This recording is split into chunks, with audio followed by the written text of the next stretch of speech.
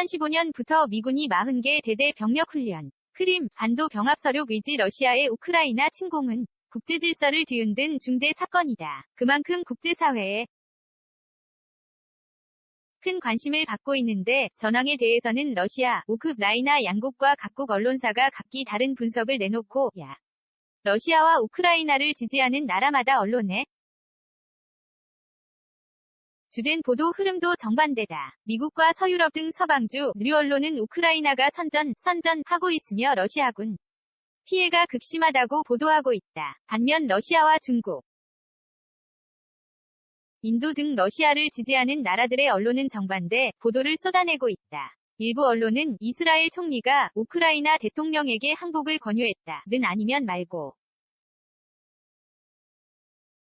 식 보도를 냈다 논란을 빚기도 했다. 치열한 프로파간다 대결이 같은 혼란이 벌어지는 배경에는 전쟁 발발 전부터 계속된 우크라이나와 러시아의 치열한 프로파간다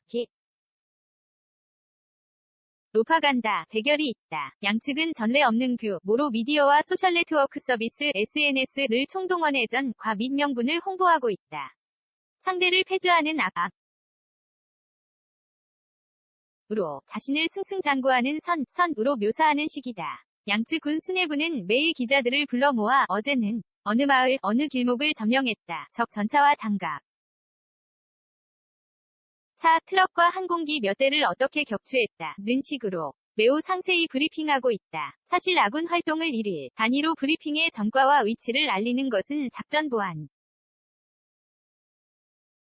측면에서 있을 수 없는 일이다. 그렇기에 군사외교, 안보 전문가들은 양측 발표와 더불어 다른 소스, 서어, 의 정보도 취합해 분석 마련이다.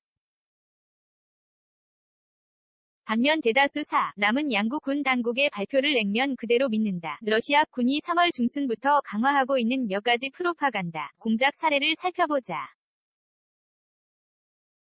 러시아는 3월 16일 현지 시간 자국 해군 초기함 바실리 비코프가 흑해 크림반도 세바스토폴 기지로 복귀했다는 영상을 내보냈다.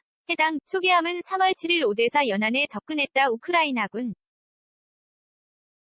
위 로켓 공격을 받고 격침된 것으로 알려졌다. 러시아는 영상을 공개하면서 바실리 비코프 격침 주장은 우크라이나가 퍼뜨린 가짜뉴스라고 선전했다.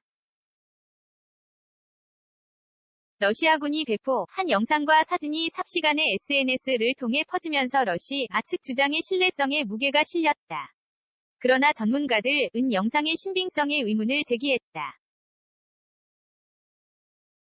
바실리 비코프함이 모항으로 복귀했다는 바로 그 시점에 러시아는 세바스토폴이 수상 전투함 전력을 모두 긁어모아 오데사 상륙에 투입한 상태였다. 당시 우크라이나는 오데사 전체를 요새화 하고 엄청난 수비 병력을 투입해 러시아 상륙에 대비하고 있었다. 상륙 전 공격을 위해 전투함 한 척이 아쉬운 상황에서 러시아 해군이 바실리 비코프함을 모항으로 비시킨 것이 이상할 수밖에 없다. 러시아는 3월 1.3일부터 세바스토폴에서 전투함을 출항시킬 때 바실리 비코프함과 동형이나 유사 체급의 전투함 한 번 허렌 엄벅을 모두 지었다. 흑해함대의 두 척 남은 바실리 비코프함의 자매함 드미트리 로가체프와 파벨대 르자빈도 한 번을 지우고 3월 13일부터 14일 사이 야간에 세바스토폴을 출항했다. 그리고 이틀 뒤인 16일 러시아 측은 바실리 비코프함의 귀환 영상을 공개한 것이다. 영상 속 전투함이 바실리 비코프함이라면 상륙이 어려울 정도로 거센 풍랑이 몰아친 바다에서 한 달 넘게 작전을 수행하고 돌아온 터였다. 그것도 우크라이나군의 로켓에 맞아 선체가 불에 탈 정도로 피해를 입은 채 말이다. 하지만 러시아가 공개한 영상 속 전투함은 녹슬거나 파손된 흠집 하나 없이 깨끗한 모습으로 세바스토폴에 돌아왔다. 이 배가 정말 바실리 비코프함일까? 군함이 항공기, 전차 등의 위장용 덮개를 씌우거나 도색을 바꿔 적을 기만하는 행위, 혹은 소수의 배우를 동원해 전황을 왜곡하는 프로파간다는 제2차 세계대전 때까지 유효했다. 그러나 미디어가 발달하고 일반인의 정보 접근 능력이 커지면서 공권력의 정보 독점 시대는 끝났다. 섣부른 프로파간다는 등장 즉시 누리꾼들에 의해 가짜뉴 스스로 판명돼 오히려 역효과를 내기도 한다. 공개 출처 정보, 오픈소스 인텔리전스 OSINT를 통해 개인이 방대한 정보를 수집하고 분석할 수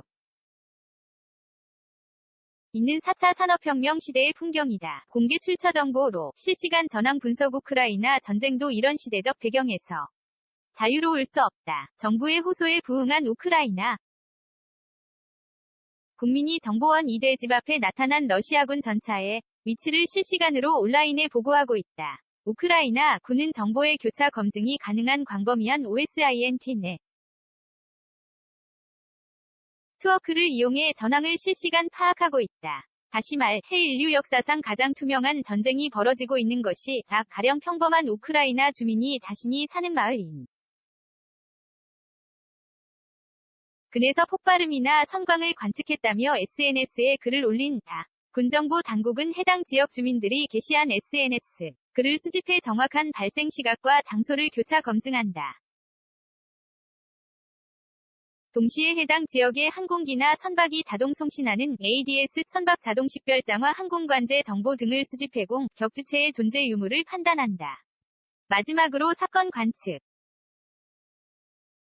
첩보가 있던 지역 상공을 지나는 상업용 위성 영상을 확보해 사건 전후 현장의 변화를 확인한다. 이 때문에 러시아의 프로파간다전은 거의 효과를 거두지 못하고 있다.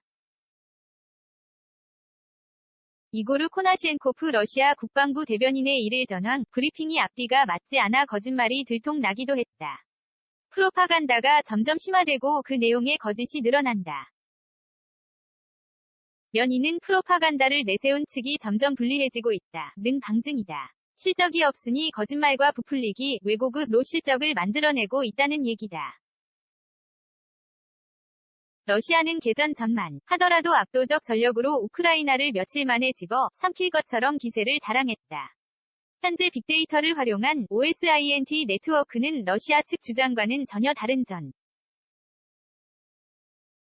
상황을 가리키고 있다. 개전 전 군사력을 객관적으로 비교했을 때 러시아군이 우크라이나군을 압도하는 것은 사실이었다. 러시아는 최신 무기체계를 대거 동원했지만 우크라이나군은 30년 가까이 현대화가 지지부진했다. 옛 소련 시절 만든 전차와 장갑차, 심지어 제2차 세계대 전때 독일군으로부터 노획한 기관총까지 들고 나와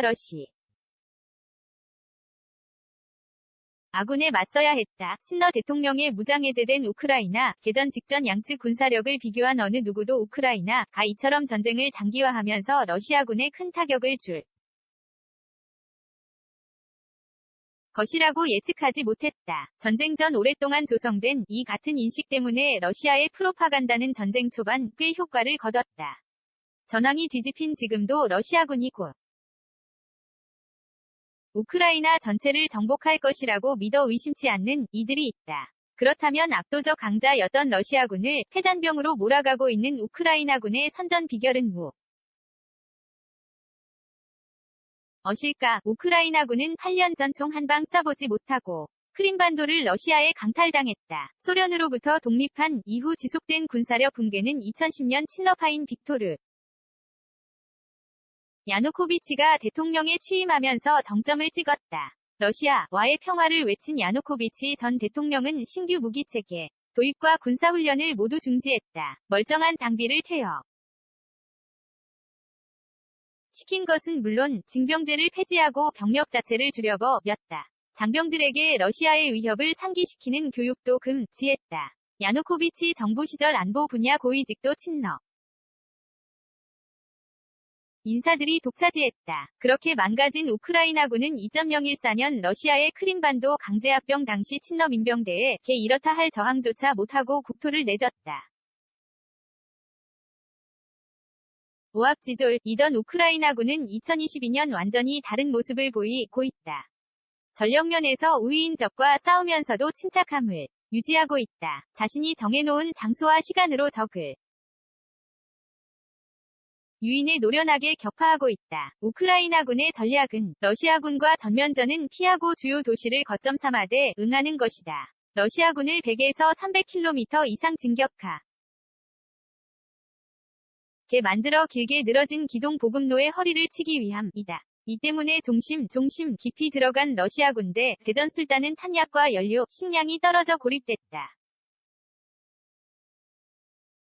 러시아는 이런 식으로 매주 1만여 명 병력을 잃고 있는 것으로 알려졌다. 미국과 영국이 이라크, 아프가니스탄에서 약 10년간 잃은 것보다 많은 병력을 개전 초기 상실